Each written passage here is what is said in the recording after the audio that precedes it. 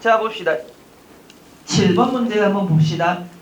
다음 글의 내용에 부합하지 않는 것. 역시 이것도 뭐가 되는 겁니까? 정보 확인 문제죠. 다시 말하면 내용의 일치 불일치니까 뭐부터 봐야 된다? 답지를 먼저 봐야 되는 거죠. 답지에서 말하고자 하는 주수를 나눌 수 있어야 됩니다. 자, 첫 번째 어디다 밑줄 칠까요? 인간에 대해 밑줄 치시고요. 동물학적 관점 밑줄 치시고요. 탐구 밑줄. 그럼 이따가 인간도 동물학적 관점에서 뭐 같이 봐야 된다 이런 말만 나오면 되는 거죠, 지금. 두 번째 어디다 밑줄 칠까요? 인간은 밑줄 치시고요. 동물적 본능을 무시하거나 외면하려는 경향 밑줄. 인간은 동물적 본능을 무시하거나 외면하려는 경향 밑줄 치시고요. 세 번째, 인간의 밑줄 치고요. 박식과 숭고한 본능은 수백만 전의 획득 밑줄 치시고요. 네 번째, 인간이 밑줄 치시고요. 오랜 옛날부터 갖고 있던 여기 밑줄. 동물적 본능은 오늘날에도 남아있다 밑줄 치시고요. 잘 보세요. 근데 이거는 좀 비문학을 많이 하다 보면은 이제 뭐가 있습니까? 요령이 생겨서 답지를 찾을 수는 있어요, 사실은. 저도 이 문제 볼 때는 지문 읽지는 않았습니다. 답지만 잠깐만 볼까요? 또 어떤 식이냐면, 자, 1번 보세요. 인간을 어느 관점에서 봐야 된대요? 동물학적 관점으로 봐야 된다는 거죠. 그런데 2번 뭐가 됐습니까? 동물적 본능을 무시하는 경향이 인간에게 있는 거죠. 맞아요? 근데 4번 보세요. 동물적 본능은 언제도 있다? 오늘날에도 남아있는 거죠. 그러면 이렇게 봤는데 3번은 뭐가 되는 겁니까? 인간은 뭐가? 박식과 숭고한 본능은 언제부터? 수백만 년 전부터니까 수백만 년 전부터 인간이 똑똑했다 이 말이죠. 그럼 동물처럼 보면 돼야 안 돼? 이렇게 돼버리면 안 되는 거죠. 완전히 위배된 게 하나가 나옵니다, 사실상. 그래서 정답은 3번인데 여러분 이제 지금 이렇게는 안 되니까 지문을 읽으면서 찾으셔야 돼요. 근데 가만히 보면 지문을 읽지 않고도 비문학 같은 경우는 이렇게 예쁘게 준다라면은 답을 찾는 경우가 꽤 많습니다. 근데 이렇게 되기 위해서 뭐 해야 돼요? 다 읽어보면서 연습을 많이 하셔야 돼요. 자, 한번 볼까요? 오늘날 지구상에는 그러면 답지만 보면은 이거 누구에 대해서 말하고 싶은 거죠? 인간에 대해서 말하고 싶은 거죠. 인간이 뭐에 대해서 말한 겁니까? 동물과 인간의 비교를 하고 싶다는 얘기겠죠, 아무래도. 오늘날 지구상에는 193종의 원숭이와 유인원이 살고 있다. 그 가운데 192종은 온몸에 털로 덮여 있고 단 한 가지 별종이 있으니 이른바 호모사피엔스라고 자처하는 털없는 원숭이가 그것이다. 지구상에서 대성공을 거둔 이 별종 동그라미 누구죠? 인간이죠. 보다 고상한 욕구를 충족하느라 많은 시간을 보내고 있으나 밑줄 칠까요? 엄연히 존재하는 기본적 욕구를 애써 무시하는 데에도 똑같은 많은 시간을 소비한다. 몇 번입니까? 2번이죠. 동물적 본능을 무시하고 있다라는 거예요. 동물 중에 한 종류가 있었죠. 근데 그 유별난 종만 뭐 하는 겁니까? 이걸 무시하는 성향이 있는 거죠. 그는 모든 영장류 가운데 가장 큰 두뇌를 가졌다고 자랑하지만 두뇌뿐만 아니라 성기도 가장 크다는 사실은 애써 외면하면서 이 영광을 고릴라에게 떠넘기려고 한다. 그는 무척 말이 많고 탐구적이며 번식력이 완성한 원숭이이다. 나는 동물학자이고 털없는 원숭이는 동물이다. 따라서 밑줄 칠까요? 털없는 원숭이가 누굽니까? 인간은 내 연구의 대상 밑줄. 몇 번입니까? 그러면 1번을 해결할 수 있는 거죠. 인간에 대해서도 동물학적 관점 이런 식으로. 적격이다. 호모사피엔스는 아주 박식해졌지만 그래도 여전히 원숭이이고 숭고한 본능을 새로 얻었지만 밑줄 칠까요? 옛날부터 갖고 있던 세속적 본능도 여전히 간직하고 있다. 몇 번 문제입니까? 4번 답지와 연결이 되어 있는 거죠. 그럼 여기 끝난 거예요. 그럼 1번, 2번, 4번이 다 나와버렸죠. 그럼 과감하게 몇 번? 3번은 안 봐도 된다는 얘기입니다. 근데 우리가 이건 추론이 분명 가능한 거죠. 옛날부터 이러진 않았다라는 거. 됐죠? 자, 8번. 다음 글을 통해 알 수 있는 것은 그랬습니다. 어떻게 봐야 돼요, 여러분들? 다음 설명을 통해 알 수 있는 것, 뭐부터 봐야 됩니까? 다음 설명을 통해 알 수 있는가 뭐를 확인해야 돼요? 설명을 알아야 되는 겁니다. 원래 순서대로라면 동의보감에는 알 수 있는 겁니다. 근데 알 수 있는 거 동그라미 칩시다. 근데 이런 문제가 진짜 나쁜 문제예요. 알 수 있는 거니까 이것도 일치불일치가 되는 거죠. 다음 설명을 통해니까. 그러면 나는 일치불일치가 훨씬 빠르겠다 하는 사람은 답지부터 봐도 상관이 없습니다. 이거는 적절한 걸 찾으란 거예요. 1번 혼인 동그라미, 사회적 의익 매우 중시 밑줄. 2번은요, 자녀를 생산할 수 없으면 진정한 인간이 될 수 없다 밑줄. 성이 동그라미 치시고요. 자녀를 생산할 수 없다면 진정한 인간이 될 수 없다 밑줄 치시고요. 사회적 중요도 밑줄. 성인 남자, 성인 여자, 어린이 숫 밑줄 치시고요. 동의보감에서는 밑줄 치가요. 질병 원인에 따라 병을 분류 밑줄. 자, 동의보감 눈에 확 보였네요. 에서는 인간을 밑줄 칠까요? 생식을 할 수 있는 자와 그렇지 못한 자로 대별하였다. 그러니까 4번은 안 되는 거죠. 생식의 유무에 따라서 구분했지 질병 원인에 따라서 구분한 건 아니죠. 4번 지우시고요.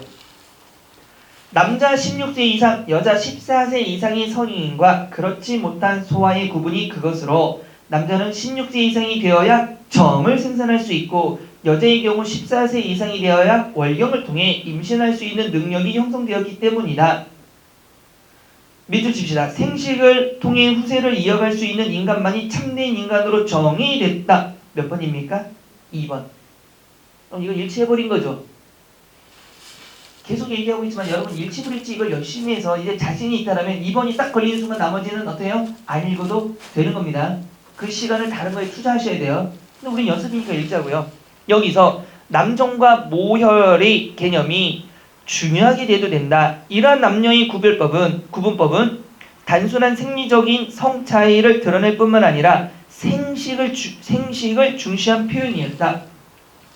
남종의 개념이 생식 가능한 남자를 중심에 놓고 있는 것처럼 모혈 역시 생식 가능한 여성만을 고려한 표현이다. 이에 따라 남성에게는 정이, 여성에게는 혈과 자궁이 중요한 기능으로 파악됐다. 그럼 전체적으로 보면 뭐가 되는 겁니까? 이거는 자녀 생산, 남자와 여자의 기능, 이걸 얘기하는 거죠.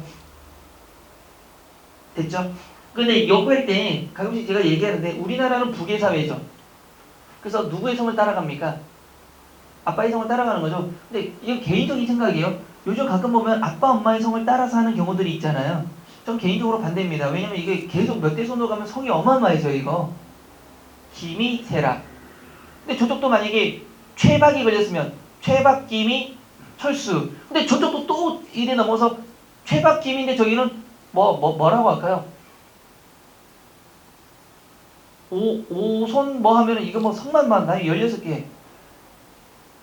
뭐 외우다가 죽을 것 같아. 저는 개인적으로 이 성은 부계를 따라갈 게 아니라 모계를 따라가야 된다고 생각하는 편이거든요. 개인적으로. 모계 중심의 사회가 돼야 됩니다. 내가 봐도 남자들이 벌레 있을까라는 생각을 가끔 해요. 가끔씩은. 종족 본칙을 제외하고는 대체적으로 뭐합니까? 글쎄 모계 중심이 맞지 않나? 그래요. 옛날 우리 아버지 모습을 보더라도 부계가 도대체 가정을 위해서 하는 게 뭐가 있을까? 돈을 벌어다 주긴 하셨지. 그거 말고는 뭘 했을까? 라는 생각을 좀 해봅니다. 우리 애들도 그렇게 생각할까? 아빠는 뭘 했을까? 쥐팰 겁니다. 그 말 나오는 순간 캐리어에다 짐을 싸고 쭉 가라. 너의 길을. 너는 앞으로 홍길동이라 부르겠다. 아버지를 아버지라 부르지 못하는 호로 자식이다 하면서. 됐죠? 9번입니다. 다음 글의 괄호 안에 들어갈 동그라미 치시고요. 여러분들 가끔 이 괄호안도 전체 보세요. 윗글을 전체 내용을 바탕으로 하면 윗글 전부 다 읽어야 되는 거예요. 근데 괄호는 부분 내용이야 전체 내용이에요? 부분 내용이니까 이것도 뭐합니까? 읽기는 읽어야 되겠죠. 근데 내가 급하다라면 앞뒤 문맥만 읽어도 답이 나올 가능성이 높다 이렇게 생각하시면 된다라는 겁니다. 근데 지금부터 그렇게 연습하지 마시고 지금은 뭐하는 연습을 하시고 전부 읽으면서 이래서 문맥이 이렇게 나왔구나를 파악하시되 나중에 시험 현장에 가셔서 이거 연습이 많이 되면 괄호는 앞뒤 문맥부터 보는 게 낫다. 이거는 하셔야 돼요. 됐죠? 자 그럼 우리 다 한번 읽어보자고요. 베이징이나 시안 등지에서 볼 수 있는 중국의 유적 동그라미 치시고요. 유적들은 왜 그리 독특할까? 여러분 잘 보세요. 뭐에 대해서 말하고 싶은 겁니까? 중국의 유적이죠. 유적이 어떻다는 걸 말하고 싶은 거야? 크다. 그걸 말하고 싶은 거죠. 그럼 여기서 또 하나 팁. 지금 뭐가 나왔습니까? 질문을 하고 있습니다. 질문 중요해요, 안 중요해요? 어마무시하게 중요합니다. 근데 이걸 그냥 넘기시면 안 돼요. 자, 질문은 뭘 질문한다? 여러분이 한번 설명했잖아요. 안 했나? 해보세요. 영화를 보고 싶어. 보헤미안 랩소디를 많이 보고 싶어요. 친구를 만났어요. 뭐라고 물어봐요? 너 영화 봤니? 요즘 뭐 영화 본 적 얼마나 됐어? 영화 보고 싶지 않아? 이렇게 물어봐요? 아니면은 어머니 뭐 잘 계시니? 이걸 물어봐요. 영화 보고 싶은데. 뭘 물어봐요? 너 영화 보고 싶다. 직설적으로 말할 수도 있고, 야 요즘 뭐 재밌다는데 어때? 막 이렇게 물어보죠. 그 질문은 뭐 하고 싶어? 내가 뭐 하고 싶은 것만 질문합니까? 말하고 싶은 것만 질문해야 됩니다. 생뚱맞게 내가 말하고 싶지도 않은데 질문하면 돼야 안 돼요? 그럼 글의 논리가 맞지 않는 거예요. 그러면 질문을 했다는 건 글쓴이가 무엇 하고 싶은 것? 말하고 싶은 것을 질문합니다. 됐죠? 그러면 질문을 했으니까 무엇을 얘기해 줘야 돼요? 여기는 자기가 질문하면 답도 누가 해야 됩니까? 자기가 해야 돼요. 글이기 때문에. 그러면 답은 이게 글쓴이가 말하고 싶은 주장이 돼버리는 겁니다. 답이. 근데 문제는 답을 찾아야 되는데 답은 어떻게 찾을까요? 답의 위치는 어디에 나온다? 크게 세 군데에서 나옵니다. 첫 번째, 질문 어디에? 바로 뒤에 나오는 경우가 있습니다. 두 번째는 질문이 있는 문단의 어디에? 끝에 나오는 경우가 있어요. 그런데 이제는 문단이 길어지는 문단들이 나오잖아요. 그러면 만약에 여기까지는 어디에 나온다는 얘기입니까? 질문이 있는 문단에서 나온다는 얘기죠. 만약에 그 문단에 답이 없다라면 세 번째는 어디에? 마지막 문단에 나온다는 얘기입니다. 자, 보세요. 친구한테 물어봤어요.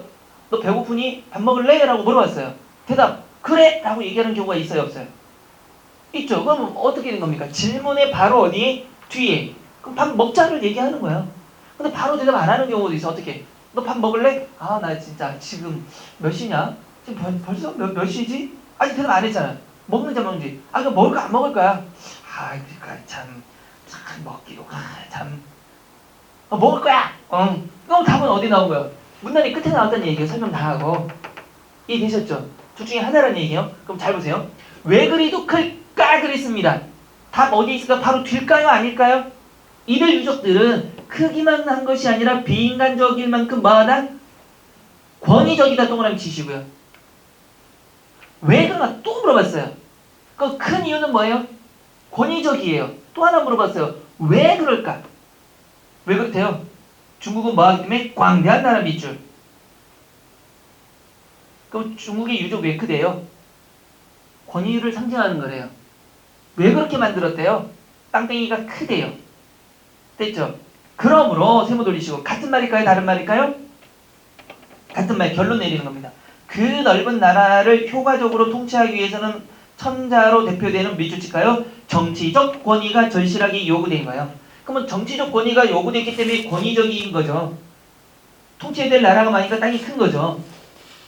이 넓은 나라의 통일성을 유지하기 위해 예상되는 지방의 반란에 대비하고 중앙의 권위에 복종하지 않는 지방 세력들을 다스릴 수 있는 밑줄칠까요? 무자비한 권력이 절대로 필요했다.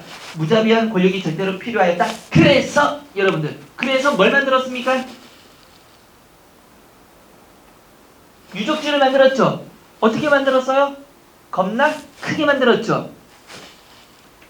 그래서 중국의 황제는 천자로 불리었으며 그 권위에는 누구도 절대 뭐하는 거? 복종하는 것을 요구하였다. 절대 복종 밑줄치시고. 그러므로 중국의 황제는 단순한 세속인이 아니라 밑줄치가 일종의 신적인 존재이기도 하였다.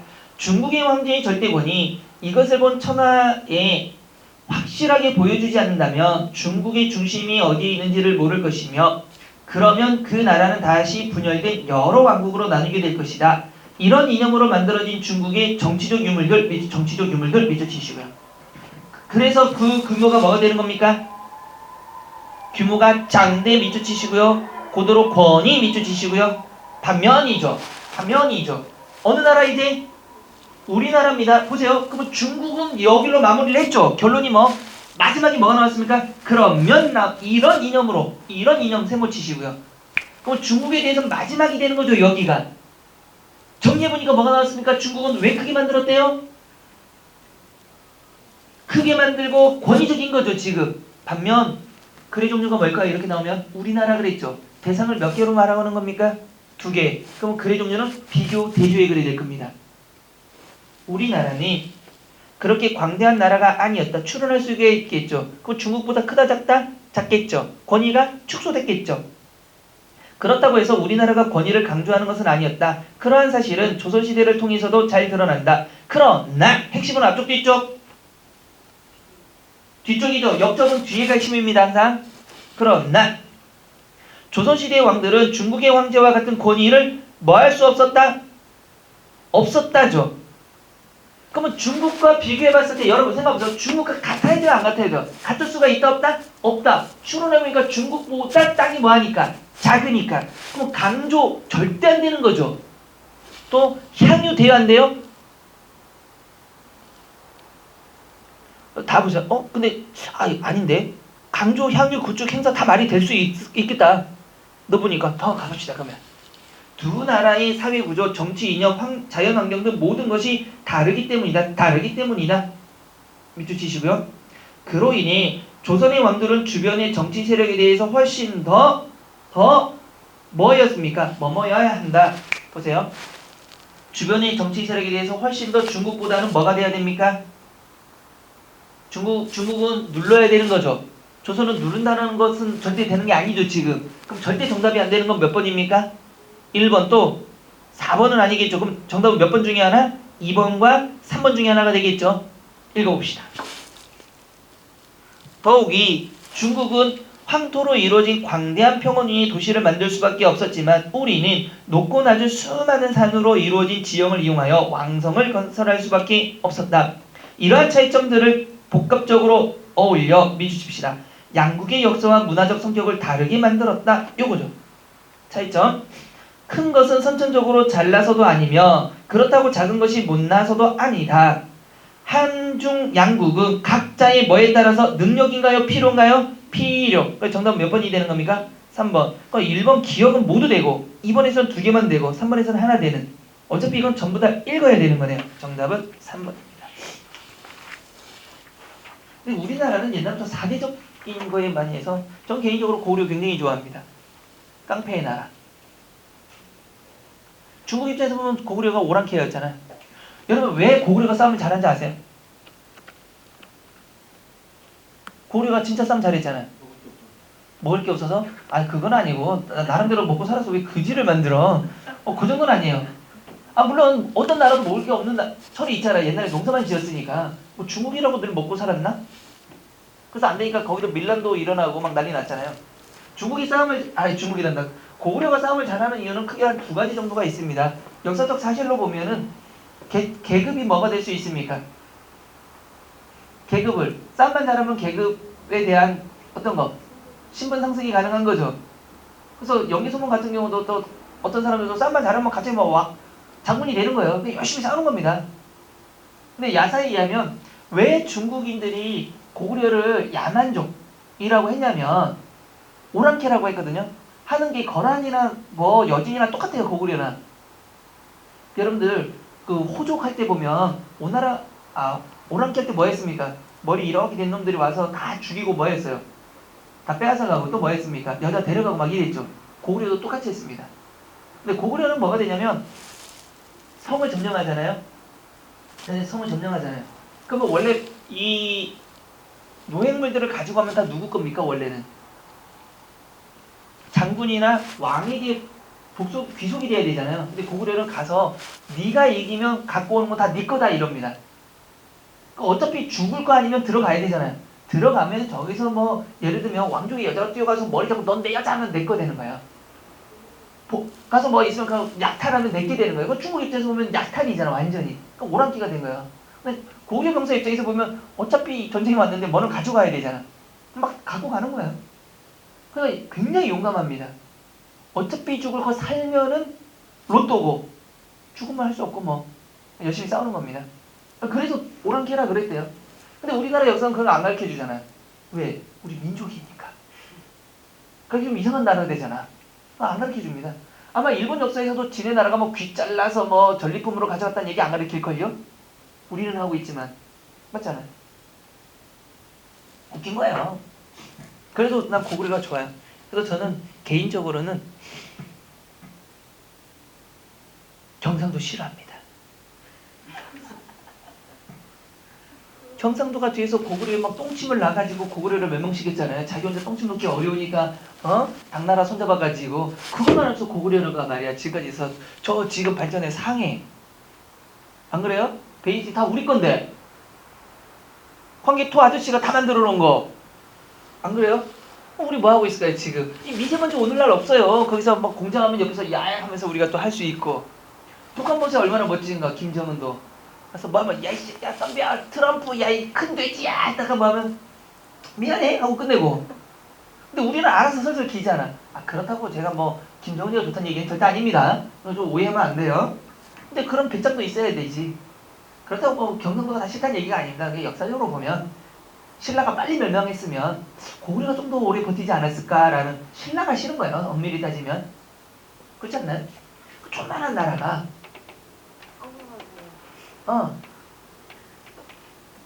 아니지 뭐 그게 신라가 없었으면 경주가 뭐 다른 어떤 나라에 있었겠지. 다 있었겠지. 경주라는 나라가 없다고 우리나라가 없는 건 아니잖아요 사실상. 신라가 없다고 그런 거지. 뭐 엄밀히 따지면 그렇다고 뭐 왕족이 아닌 이상이야. 신라에서는 다 뭐 미천한 계급이잖아.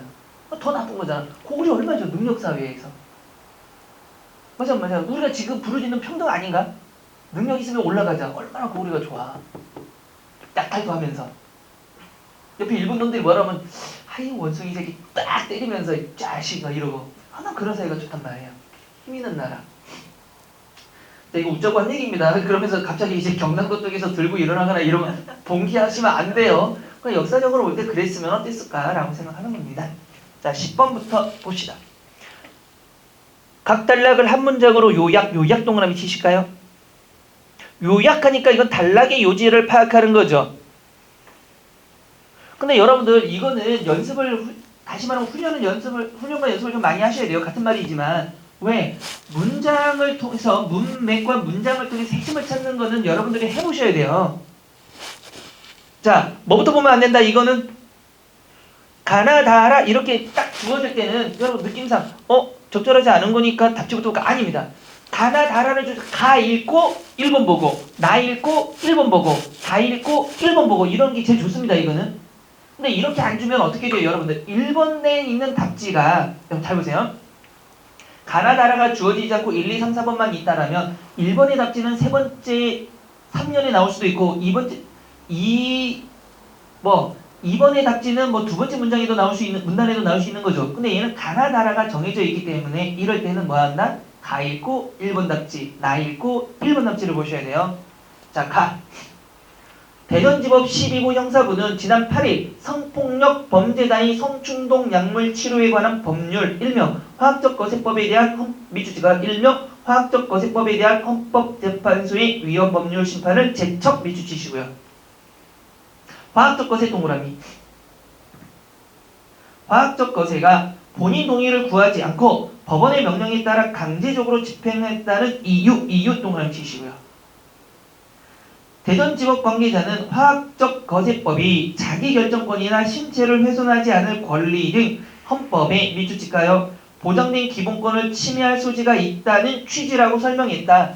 그럼 핵심은 뭡니까? 화학적 거세 위헌에 대한 이야기죠. 지금 1번 답지 볼까요? 대전지법은 헌법재판소에 밑줄칩시다. 화학적 거세법에 대한 위헌 법률 심판 제청 맞네요. 두 번째 나달락 화학적 거세 밑줄치시고요. 성적 활동이나 성욕을 감퇴시킬 목적으로 약물 투여하는 방식 밑줄.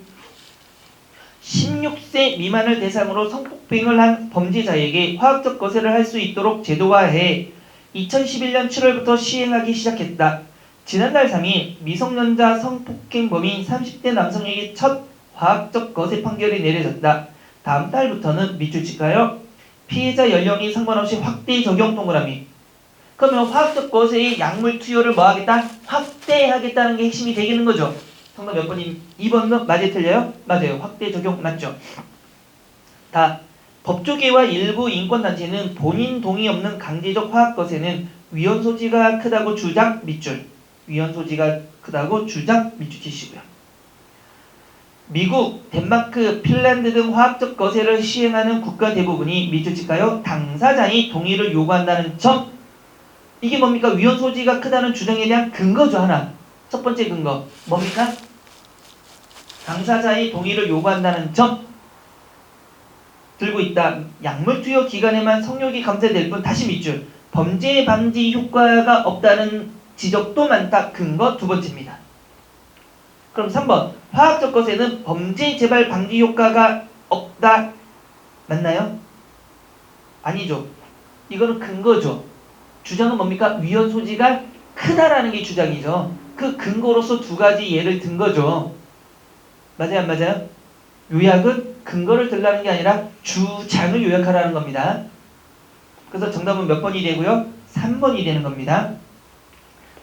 반론도 만만치 않다. 성범죄의 경우 가해자가 아닌 피해자의 관점에서 바라보는 게 먼저라는 주장이다. 성범죄는 피해자뿐 아니라 가족에게도 큰 후유증을 남기기 때문에 범죄자의 동의 여부와 상관없이 화학적 거세가 밑줄 치봐요. 범죄자의 동의 여부와 상관없이 화학적 거세가 시행되어야 한다는 것이다.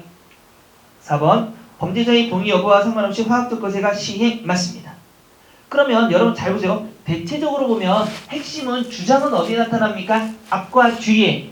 그래서 우리는 보통 비문학을 할 때는 두괄식이냐 밀괄식이냐라는 말을 많이 사용하죠. 근데 반드시 그렇지는 않습니다. 그러면 대체적으로는 앞뒤에 많이 나타난다는 것들은 여러분들 알아두시면 되고요. 화학적 거세는 저는 찬성하는 편이라 특히 미성년자 추행한 사람들은 화학적 거세도 할 필요가 없습니다. 저는 늘 얘기하지만 이 미성년 성추행이라는 게 굉장히 추잡한 범죄예요. 이게. 그렇잖아요. 그러니까 자기는 쾌락을 위해서 했을지 모르지만 당하는 사람 입장에서 평생의 아픔이잖아요. 이게. 그러니까 저는 이렇게 한 사람들은 서울로 다 데리고 와요. 지방 사람들도. 그래서 세종에 가면 이수진 장군 동상에 묶어버려야 돼요. 풀떡 벗겨서. 그리고 성기에다가 꿀을 발라놓고 벌을 풀어버려야 됩니다. 저희도 고통을 받아야지. 말벌을 콕 찌르게 막 움직이지 못하게 죽을 만하면 의사를 투입해서 살려요.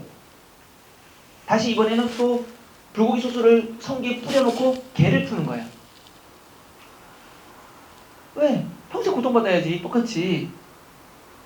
안 그래? 더 심한 놈들은 어떻게 해야 돼요? 정말 심한 놈들도 있을 거 아니야. 그런 놈들은 그거 하고 이제 또 칼로 싹싹 이 몸에다가 칼을 싹싹 대는 거예요. 그리고 막 물을 뿌리는 거죠. 굉장히 아플 겁니다. 안 그래요? 그 고통은 함무라비 법전처럼 자기 쾌락을 위해서 남에게 그렇게 했다라면 저도 당해야죠. 이게 몹쓸 짓이에요. 알았지?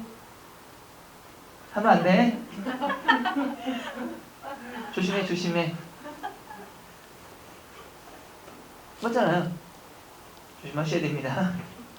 괜히 또 요즘에 막 계속 막 나오잖아. 스포츠계도 막 나오고 그것보다 좀 격분합니다. 사실은 뭐 할 짓 없어서 저런 짓을 하나. 맞잖아. 아니 나이가 있어서 솔직히 나이가 있어서 저는 개인적으로 이것도 사실은 안 되지만 개인적으로 그나마 이해해 줄 수 있는 거는 결혼을 했다 하더라도 나이 먹은 사람들이 서로 눈이 맞아서 사랑할 수 있다고 봐. 근데 미성년자들은 아니지 않나 사실은? 미성년자인 사람들에서 아저씨 좋아해도 그건 아니지 않나? 그래서 오히려 달래줘야 되는 게 어른의 역할인데 이 인간들이 참 11번 갑시다. 하다 보면 또 이제 거품 무니까 제가 딸 없을 때는 이런 생각 안 했는데 딸 생기니까 쥐 패고 싶더라고. 딸이 생기니까 미성년자한테는 건들지 마라. 20살이 되면은 이제 딸이 알아서 하겠지. 그 전에 건들면 쥐 팰 것 같아 진짜. 자 11번. 다음과 같은 서술 방식 동그라미 치고요. 뭐부터 하라 그랬습니까? 서술 방식 뭐부터 보라 그랬어요, 여러분들? 지문? 답지. 답지부터 봐야 됩니다. 1번. 탈피 후 조금 쉬었다가 밑줄, 두 번째 먹이를 먹고 밑줄. 탈피 후 조금 쉬었다가 밑줄, 두 번째 먹이 먹고 밑줄. 여러분 이거 뭘까요? 쉬었다가 또 먹죠. 뭐가 흐르고 있습니까? 그렇죠. 이런 거 아셔야 돼요, 여러분들. 먹고 난 후에 쉬었다가 또 먹고 있는 거죠. 그럼 시간의 흐름이라는 거, 이런 거를 뭐라 그럴까요? 서사. 또는 뭐라 그럽니까? 통시적 접근 방법이라 그럽니다. 보통 서사는 어디에 많이 쓰는 거고요? 문학에서 좀 많이 쓰고요. 독해 비문학에서 통시적이란 말을 좀 많이 씁니다. 통시는 뭐가 그런 거고요? 시간의 흐름에 따라 서술하는 거고요. 공시는요, 한 시대만을 얘기하는 겁니다. 그래서 여러분들 그 비문학 보다 보면 그런 거 많죠. 1800 몇 년도에 누가 어떤 연구했고, 20세기 초에는 또 누가 어떤 연구했고, 시간이 흘러요, 안 흘러요? 흘러요. 이런 건 통시라 그런 겁니다. 자, 두 번째, 잎은 동그라미 어긋나게 붙고 위로 올라갈수록 작아지면서 윗줄기를 감싼다. 이건 뭘까요? 표현 방법이 묘사입니다. 세 번째는요. 사람을 접대하는 것은 글을 잘 짓는 것과 같다. 이건 뭡니까? 비유죠. 네 번째는요. 성장이 둔화되면 뭐가 되고 일자리가 늘지 않는다. 이건 뭡니까? 인과관계가 되는 거죠. 그러면 이제 보자는 얘기지. 서술 방식과 같은 겁니다. 포장한 지가 너무 오래되어 길에는 흙먼지가 일고 돌이 여기저기 굴러 있었다.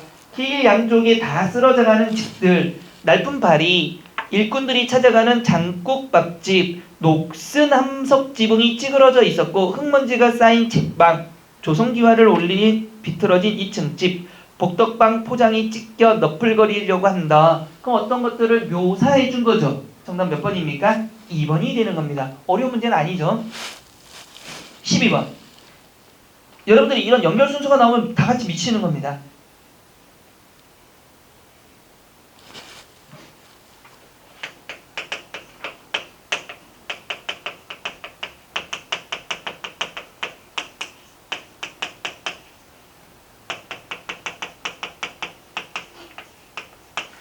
주어와 서술어를 먼저 찾으셔야 됩니다. 하나의 문장에서.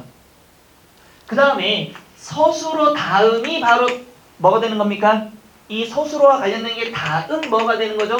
문장이 되는 거죠. 보세요. 철수는 착하다. 그래서 이제 무슨 얘기가 나와야 돼요? 착한 이야기에 대해서 얘기가 나와야 되는 거죠. 항상 주어와 서술어를 나누고 서술어에 있는 무엇을 찾아라? 핵심을 찾아라. 내가 이게 어려운 핵심 단어라도 찾아라. 그래서 핵심 단어가 다음에 나오고 있느냐. 단어가 아예 안 보이면 그 내용과 유사한 걸 찾으셔야 됩니다. 이해됐어 안 됐어? 됐죠? 자, 한번 볼까요?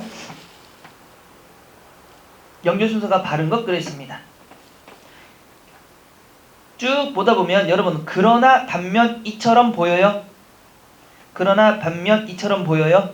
앞에 뭐가 있는 경우입니까? 지시어 접속어 같은 것들이 있는 거죠. 이게 제일 처음에 올 리가 없죠. 이런 센스는 있으셔야 되는 겁니다. 그러면 이게 앞에 있는 건 지워버리는 게 낫겠죠. 지울까요? 몇 번은 지워집니까 그러면? 하나도 없네. 그렇죠? 그런데 여러분 이럴 수 있어요. 그러나 반면 이처럼이 1번으로 오는 경우가 있네요. 있겠죠. 그런 건 어떤 경우입니까? 기역, 니은, 디귿, 리을을 먼저 주지 않고 앞에다가 뭘 주는 경우. 앞에 특히 어떤 지문을 먼저 준 다음에 나오면 이게 먼저 나올 수도 있습니다. 그럼 기역부터 한번 보자고요. 기역 아니면 디귿이 나와야 되는 거니까 기역, 과학은 동그라미 치시고요. 과학은 동그라미. 현재 있는 그대로의 실제만에 관심을 두고 그 실제가 앞으로 어떠해야 하는지에 당위성에는 관심을 당위성 밑줄 치시고요. 관심을 가지지 않는다 그랬습니다. 그럼 이제부터 뭔 얘기해야 돼요? 무슨 얘기해야 돼요? 당위성을 얘기해야 돼요. 당위성에 대해서 뒷받침하거나 아니면 당위성은 아니다라고 얘기하거나 당위성과 관련된 이야기를 해야 돼요? 안 해야 돼요? 해야 되는 겁니다. 그러면 기역 다음에는 뭐가 와야 됩니까? 당위성과 관련된 게 몇 번이에요? 리을. 그럼 기역과 리을은 어떻게 돼야 됩니까? 붙어 나와야 됩니다. 자, 기역, 리을 붙어 나온 거 찾을까요? 된장 다 붙어 나왔네? 그럼 1, 2, 3, 4번이 다 되는 겁니다. 일단 진짜 도움 안 되네. 도움 안 돼. 됐죠? 됐어요? 안 됐어요? 자, 그러면 하나씩 보고 그러나 세모 돌리시고요. 각자 관심을 두지 않는 부분에 대해 상대방이 도움을 받을 수 있기 때문에 상호보완적 동그라미. 상호보완적 동그라미.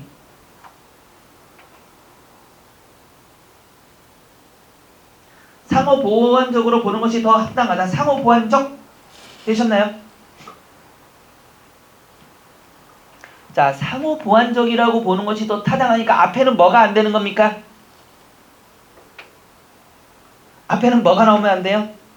상호보완적인 내용이 나오면 돼야 안 돼요? 안 되는 거죠. 그럼 디귿 볼까요? 어디였어? 과학과 종교계는 뭐가 되는 겁니까? 상호 배타적인 것이 아니며 무엇이다? 상호 보완적이다. 반면 리얼 종교는 현재 있는 그대로의 실제보다는 뭐에 관심? 당위성에 관심을 갖는 건 아까 연결됐고 이처럼 밑줄 칩시다. 과학과 종교는 서로의 관심 영역이 다르기 동그라미. 다르기 때문에 배타적이라고 볼 수 있다. 자, 그러면 기억 다음에는 잘 보세요. 여러분들 그러면 어떻게 연결할까요? 무엇이 미음은 어디 와야 됩니까? 니은과 미음의 관계 볼까요? 이처럼 과학과 종교계는 무엇이 된다? 서로의 관심 영역이 다르다 동그라미 치시고요. 서로 배타적이죠. 그런데 그러나 다음에는 뭐가 되는 겁니까? 뒤집어서 이거는 상호 보완적이 되는 거죠. 그럼 누구랑 누구랑은 떨어져 있어야 돼요? 그럼 디귿의 자리는 어디 갈까요? 디귿이 어디로 가줘야 됩니까? 이거 굉장히 어려운 문제예요. 보세요. 디귿을 제외하고 나면 순서가 어떻게 될까요? 처음에 뭐가 와야 돼요? 디귿을 제외하고 나면 뭐가 제일 먼저 와야 돼요? 기억. 과학은 현재 있는 그대로의 실제에만 관심을 두고 당위에만 관심을 갖는 거죠. 그러나 다음에는 상호 보완이 나와야 될 거니까 그 다음에 리을이 나온 거죠. 반면 종교는 현재 있는 그대로 실제보다는 어디에만? 당위성에만. 그러면 서로가 뭐 하는 겁니까? 각각의 것만 관심을 갖는 거죠. 그 다음에 뭐가 나와야 돼요? 이처럼 다르게 나온 거죠. 지금. 하지만 뭐가 나와야 됩니까? 이거는 뭐가 아니다. 다른 게 아니라 상호 보완적이다가 돼야 되는 거죠. 그러면 디귿을 제외하고 나면은 기억, 리을, 미음, 니은이 나오는 겁니다. 근데 여러분들 생각할 때는 왜 디귿이 뒤쪽이 안 나오고 앞쪽이 나와요? 전체 주장이니까. 전체 주장인데 예전에는 이렇게 두 개를 다르게 했지만 이제는 어떻게 된다? 하나로 상호 보완적인 관계를 가져야 한다라고 이야기를 하는 겁니다. 그러니까 이런 질문이 좀 어려운 거예요, 사실은. 그래서 정답은 몇 번이 돼야 되고요? 3번. 13번. 여러분 13번 한번 풀어봤죠? 풀어봤자는데 전부 머리를 숙인다는 건 안 풀어본 건가요? 한번 풀어보세요. 13번. 여기도 좀 할 말이 있습니다. 13번.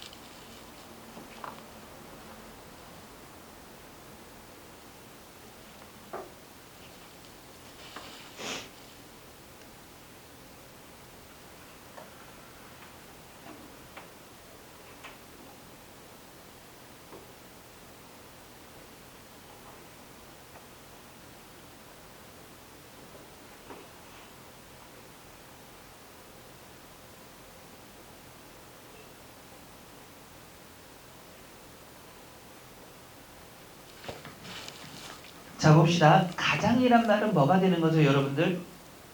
가장이란 것은 부분적인 내용이 정답인가요? 전체 내용이 정답인가요?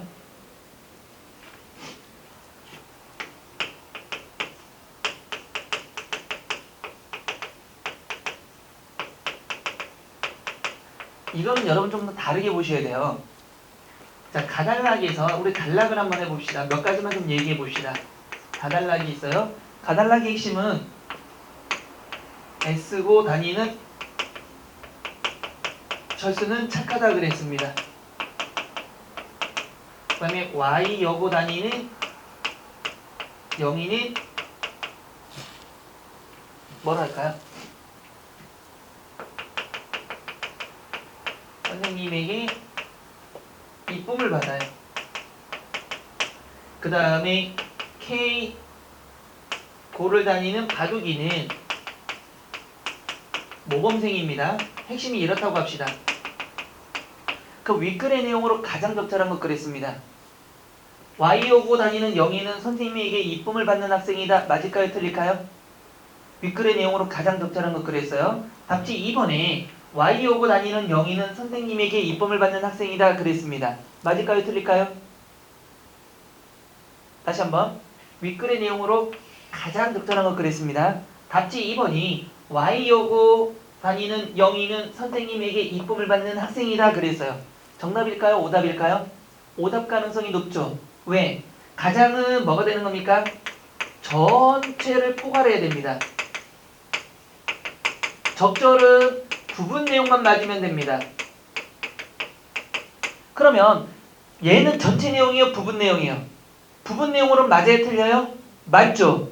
근데 가장으로 하기에는 얘 둘을 포함시켰어요? 못 시켰어요? 못 시켰습니다. 그럼 가장 적절한 거는 갑자기 생뚱맞는 답이 나온다는 얘기예요.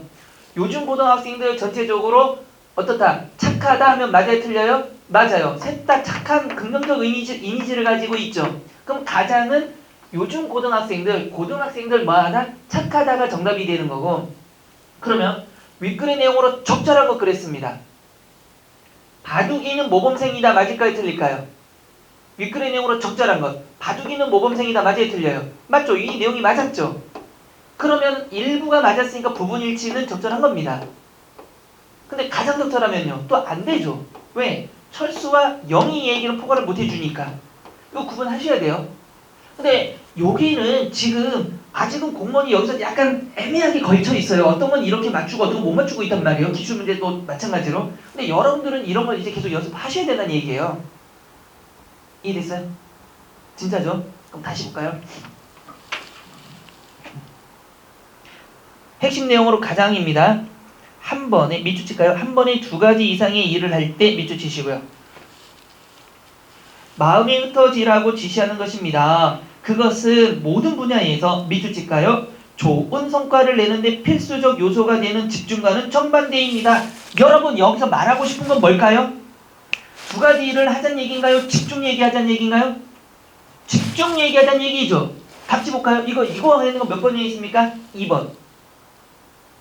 이건 가장 적절한 거 아니죠. 이러면 된다 안 된다? 안 된다라고 얘기한 거죠. 속으면 안 되는 겁니다. 그러면 답지에서는 뭘 해야 됩니까? 집중하자는 내용이 정답이 되겠죠 아마. 이게 아니라 집중해야 되는 거예요. 이걸 얘기할 거니까. 다시 봅시다. 당신이 자신의 마음이 분열되는 상황에 처하도록 하는 경우도 있습니다. 마음이 흔들리도록 과거나 미래에 사로잡히도록 문제들을 안고 낑낑거리도록 강박이나 충동에 따라 행동하는 때가 그런 경우입니다. 예를 들어서 읽으면서 동시에 먹을 때 마음의 일부는 읽는 데가 있고 일부는 먹는 데가 있습니다. 이럴 때는 몇 가지 일을 하는 겁니까? 두 가지. 이럴 때는 어느 활동에서도 최상의 것을 얻지 못합니다. 그럼 두 가지를 하면 된다 안 된다? 안 된다는 게 이 사람의 주장입니다. 하지 말자예요 결국은. 다시. 다음과 같은 부처의 가르침을 명심하세요. 자 보세요. 명심하세요죠. 여러분들. 그러면 이거 두 가지를 할까요? 안 할까요? 명심해야 되니까 안 하는 이야기가 나오는 거죠. 이게 주장이죠 지금.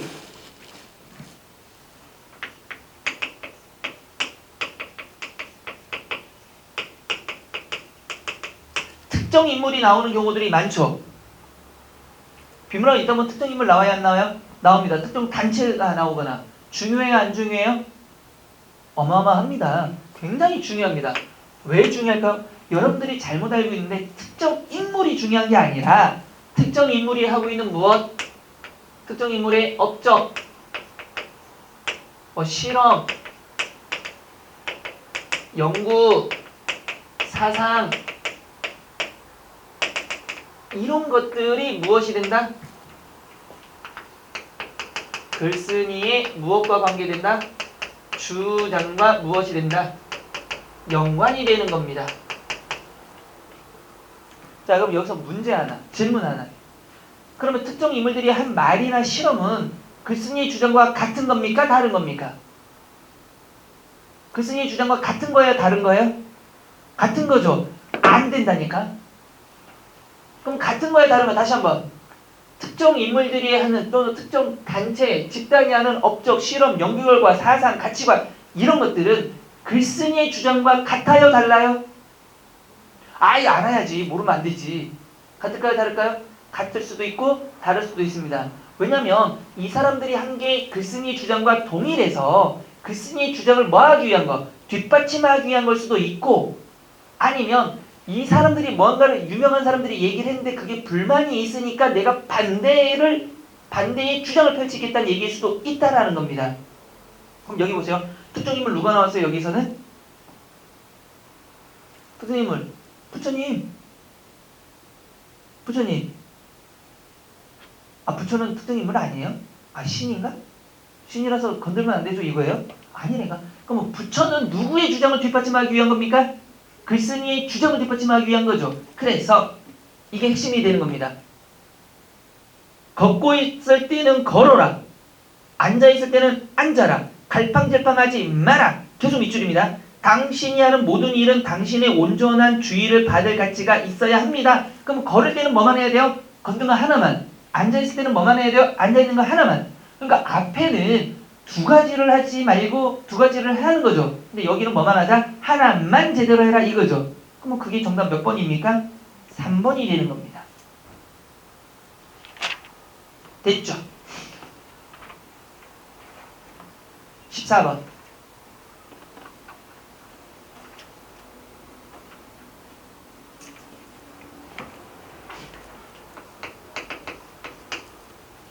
그 지문을 읽어보면 누가 나왔습니까 지금?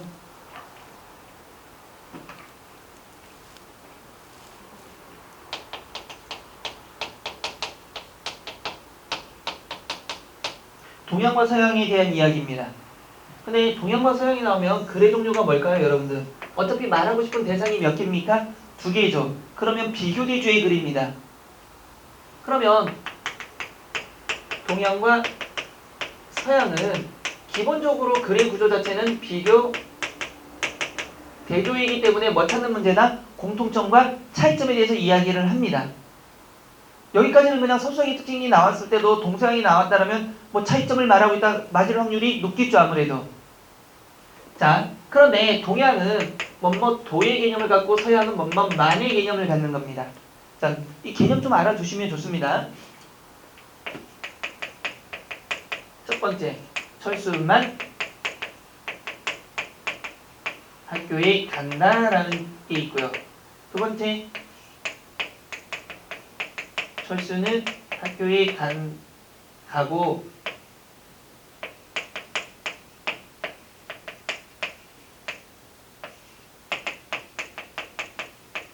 여기에 뭐가 들어가야 돼요 여러분들? 여기 뭐가 들어갈까요? 철수는 학교에 가고 영이 학교도 간다면 여기 뭐가 들어가요? 영이 도 학교에 가는 거죠. 여기는 철수만 학교에 가는 거죠. 자, 이 예문 생각해 보세요. 철수만 학교에 가니까 다른 사람은 가면 돼야 안 돼요? 안 되는 거죠. 그러면 얘가 서양이죠. 그럼 서양은 특정 대상을 뭐 하지 않을까요? 인정할까요? 인정하지 않을까요? 인정하지 않습니다. 자기만 잘난 겁니다 항상. 근데 동양은 학교 누가 가요? 철수만 갔나요? 철수도 가고 영희도 가고 또 다른 사람 갈 수 있어요? 없어요? 있죠. 그러니까 특정 대상을 뭐 하는 사람들? 인정하는 겁니다. 그럼 이렇게 볼까요? 두 개를 비교해 봤을 때 상대적으로 어느 게 상대적이고 어느 게 절대적일까요? 동양이 상대적일까요? 절대적일까요? 비교해 보면 얘가 상대적, 얘가 절대적이 되는 거죠. 그래서 문화도 보면 서양은 자기네만 잘났다고 우기는 거고 동양은 너도 맞지만 누구도 맞는가요? 나도 맞는 거죠. 그 문화상가주의예요. 여러분 예를 하나 들어봅시다. 우리 자연 이야기를 들었을 때 여러분 학교 다니면서 비문학 제재를 보더라도 보세요.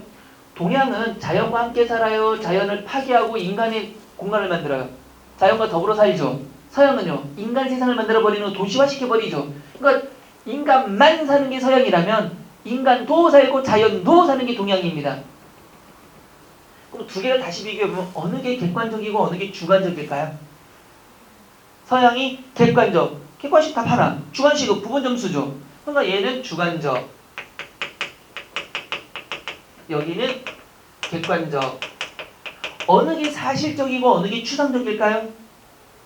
서양이 추상일까요? 사실일까요? 사실적, 있는 그대로. 그래서 그림도 보면 예전부터 서양은 정로라는 그림자의 위치까지 딱 정확히 그리는 반면에 동양은 뭐 호랑이 머리가 집보다 더 크죠. 고양이가 사람보다 더 크죠. 막 말도 안 되는 이야기가 벌어지죠. 얘는 추상적, 여기는 구체적 또는 사실적. 어느 게 융통성이 있을까요? 있고 없고 뭐 이런 식으로 나오겠죠. 이겁니다. 이거 비교해봤을 때. 그런데 또 하나, 동서양의 일치불일치를 낼 때 가장 많이 내는 유형이 뭘까요? 보세요.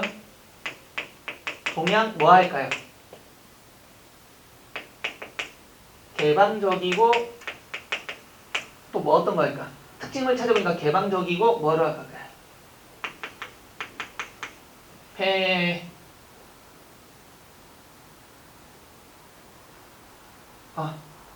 뭐할까? 개방적이 어떤 걸 할까? 동양이 개방적이면서 약간 불규칙성이 있다. 서양은 뭐가 있을까요? 폐쇄적이면서 뭐라고 할까요? 규칙적이 있다. 이런 게 핵심인데 비교대조에서는 일치불일치 될 때 가장 많이 내는 문제가 뭐냐면 동양이죠. 어떤 단어랑 연결돼요? 얘랑 연결돼야 되잖아요. 어떻게 오답 만들까요? 동양은 이렇게. 답지를 어떻게 만들까요? 동양은 규칙적인 개방성을 가지고 이렇게 만듭니다. 규칙성은 누구랑 놀아야 되는데? 서양. 근데 누구랑 놀는데요? 동양. 이런 식으로 어떻게 서술구를 크로스 시켜버리면 뭐가 나옵니까? 일치불일치가 나옵니다. 동서양에서는. 굉장히 많이 나오는 유형이에요. 이해됐어요? 이건 동서양만의 문제가 아닙니다. 뭐가? 대상을 여러 개 얘기할 때는 거의 이런 방식을 많이 씁니다. 왜? 여러분들에게 뭘 물어보고 싶은가요? 각각의 특징 아나요? 네. 그러면 이 특징을 연결할 수 있어요? 네. 제가 이렇게 크로스 시켜볼게요. 한번 맞춰보세요. 이런 거란 말이에요. 자, 동서양이 아니라면 철수 어디 갈까요? 예를 들어서 PC방 가고 영이 어디 놀러 갈까요? 노래방 가고 가족이 어디 갈까요? 게임방 갔습니다. 근데 지문이 길어지면 어때요? 비슷한 방이니까 헷갈릴 수 있단 말이에요. 그러니까 크로스 시켜버리는 거예요. 자, 철수 어디로 가면 오답이 될까요? 노래방이나 게임방이랑 연결되면 오답이죠. 가족이는 뭐랑 연결되면 오답인가요? 노래방이나 PC방이죠. 근데 조금 어렵게 내겠다고 맘먹으면 어떻게 됩니까? 철수는 노래방을 거쳐 어디 갔습니까? PC방 갔다. 맞을까요? 틀릴까요? 틀려요. 왜? 철수는 어디 간 적이 없으니까. 이렇게 살짝 집어넣는 경우입니다. 크로스 시키는 경우죠. 이렇게. 됐어요? 자, 그럼 한번 봅시다. 이거 하나 설명하기 위해서 여기까지 왔습니다. 한국 건축 동그라미 치시고요. 그거 보기 전에 답지부터 봐야지 뭐. 1번 어디다 밑줄 칠까요? 동양과 서양 건축의 차이 밑줄 치시고요. 이걸 말하고 있대. 이건 무조건 맞겠죠 아마. 동사에 나왔으면 무조건 차이가 있어야 되니까 맞겠죠. 두 번째 어디 밑줄까요? 동양 건축 밑줄. 석재보다 목재 많이 쓴다 밑줄. 석재보다 목재 많이 쓴다. 그러면 석재는 어디에서 봐야 되는 겁니까? 서양. 동양은 목재. 이게 잘 됐나 보자는 얘기예요 지금. 연결이. 세 번째 한국 건축 밑줄. 공간, 시간, 인간 모두 포함 밑줄. 잘 보세요. 분명히 얘기했죠. 여러분 3번 답지는 맞을 가능성일까요? 틀릴 가능성일까요? 맞을 가능성이죠. 왜 맞을 가능성일까요? 여러분 한국 건축이 이거 누구 겁니까? 동양이에요? 서양이에요? 동양은 하나만 씁니까? 여러 개 다 포함해야 됩니까? 그러니까 다시 보세요. 공간, 시간, 인간 모두 포함하고 있으니까 모두 너도 들어오고 너도 들어오고 너도 들어오는 개념이죠. 그럼 그건 동양의 특징이에요? 서양의 특징이에요? 동양의 특징이잖아요 이거. 자, 4번. 동양건축 밑줄. 자연 개방적 밑줄. 그 다음에 폐쇄적 밑줄. 갑시다. 한국건축 동그라미 치시고요. 사이의 개념 밑줄. 중요시한다. 어디서 봤는데? 3번이 지금 시작됐죠? 사이의 개념이죠? 잘 보세요. 여러분, 주목. 동양건축은 사이의 개념을 중시한다 그랬죠? 이 사이에는 하나만 들어갈까요? 여러 개가 들어갈까요? 여러 개가 들어가야 됩니다. 그래야 동양의 특징이 되는 거예요. 다시. 그리고 사이의 크기는 기능과 사회적 위기에 영향을 받는다. 또한 공간 동그라미, 시간 동그라미, 인간 동그라미, 모두 동그라미. 사이 한 동류 밑줄. 몇 번 해결할 수 있습니까? 3번 해결할 수 있죠. 분명히 이런 구조로 나가고 있는 겁니다. 항상. 동작은 다 저런 거리니까. 서양 과학적 사고가 물체의 부분들 밑줄. 이거 누구 특징? 서양 특징이죠. 그럼 동양 특징들은 물체를 부분으로 보는 건가요? 종합적으로 보는 건가요? 종합적. 추론도 가능합니다. 불변하는 요소들로 분석함으로써 그러면 동양은 불변인가요? 가변인가요? 가변. 동양은. 본질 파악을 추구했다면 동양은 사이, 즉 요소들과의 관련성에 초점을 두고 거기에서 가치와 의미의 원천을 찾았던 것이다. 서양 동그라미 치시고. 건축이 내재적, 폐쇄적 조직. 여러분, 폐쇄는 누구 겁니까? 서양. 근데 어디서 폐쇄 본 것 같은데? 몇 번 답지에서? 4번 답지에서. 이거 누구의 특징으로 가야 돼요? 서양의 특징. 정답 몇 번? 4번. 강조한 객체의 형태를 추구했다면 동양 건축은 그보다 객체의 형태와 그것에 놓이는 상황 및 밑줄칠까요? 자연환경과 어울림 동그라미. 어울리니까 자연도 포함시키겠다 이거죠. 동양의 목재 동그라미 치시고요. 몇 번 답지입니까? 2번 답지이죠. 목재, 가국법에 의한 건축 구성 양식에서 사이의 중요성을 알 수 있다. 이 양식은 조적식보다, 조적식은 뭡니까? 돌, 벽돌이가 누구 거? 이거 보다 누구 겁니까? 조적식은 서양 것보다 뭐한 거죠? 환경이 개방적 동그라미. 우기에도 환기 좋게 동그라미. 할 뿐만 아니라 내외부 공간 차단을 거부 밑줄. 자연과의 대화 강조 밑줄. 그러면 2번도 해결되지만 4번 답지도 다시 한번 확인할 수 있죠. 전부 동양은 개방적이면서 뭐 하는 겁니까? 자연과의 대화를 하고 환기도 좋고 이런 것들이죠. 차단을 거부하니까 폐쇄를 거부하겠죠. 정답 몇 번이 되죠? 4번이 되는 겁니다. 여러분 이거 천천히 잘 해놓으셔야 돼요. 진짜로. 됐습니까? 안 됐습니까? 됐습니다. 그러면 요거는 또 쉬었다 갑시다. 안 푼 사람